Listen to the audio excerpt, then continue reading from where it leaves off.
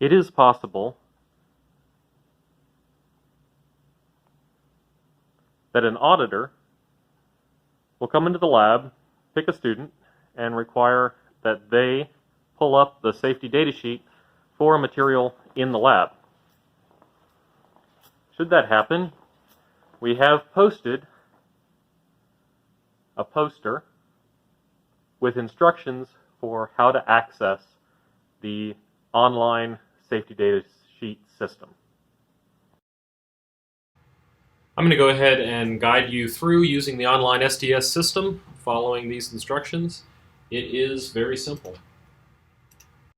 Okay, first I'm going to go to jmu.kha.com, and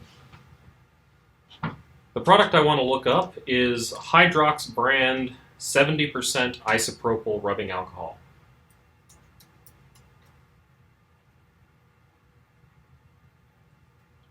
So if I type in isopropyl, I have the option here for isopropyl alcohol, 70%. I'm going to select that, search for SDS. And there are several manufacturers. Here's Hydrox Laboratories. I can select this SDS. And here I have the safety data sheet.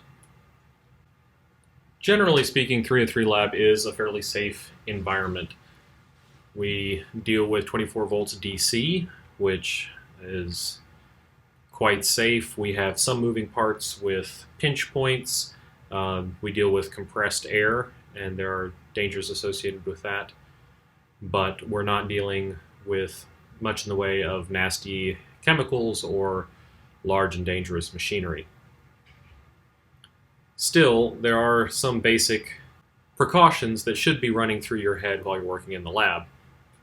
Before you touch something, you need to be fairly certain whether that thing is charged with electricity, and if so, if that electricity could shock you.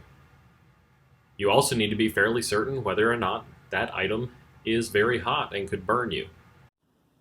A potential cause of injury I would like to highlight for the 303 lab is compressed air.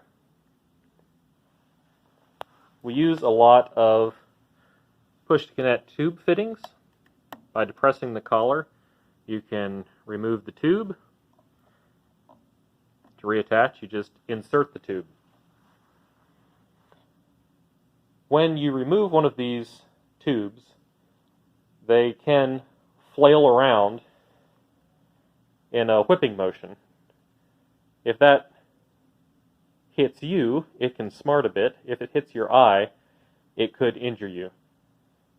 For that reason, safety glasses are required.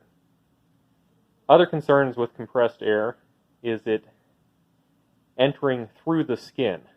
You never want to take a tube or hose with compressed air and push it directly against your skin. I have been told that that can cause a heart attack or an embolism. I'd like to highlight some safety equipment in the lab.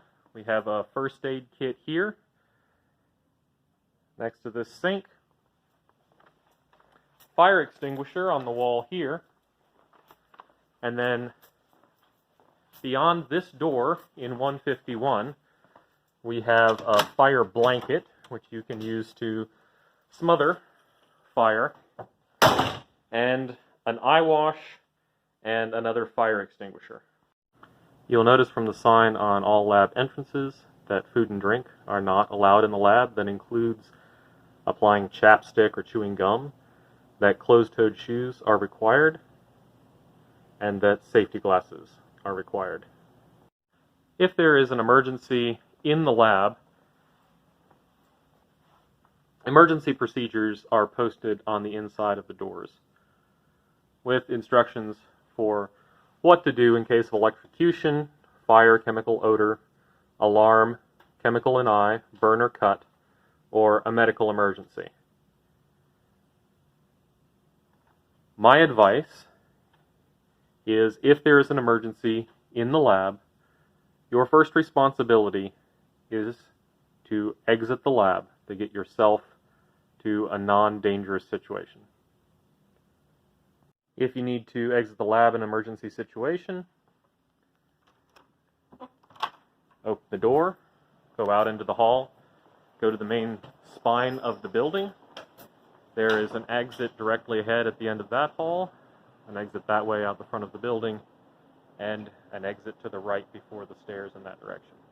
One important note on safety.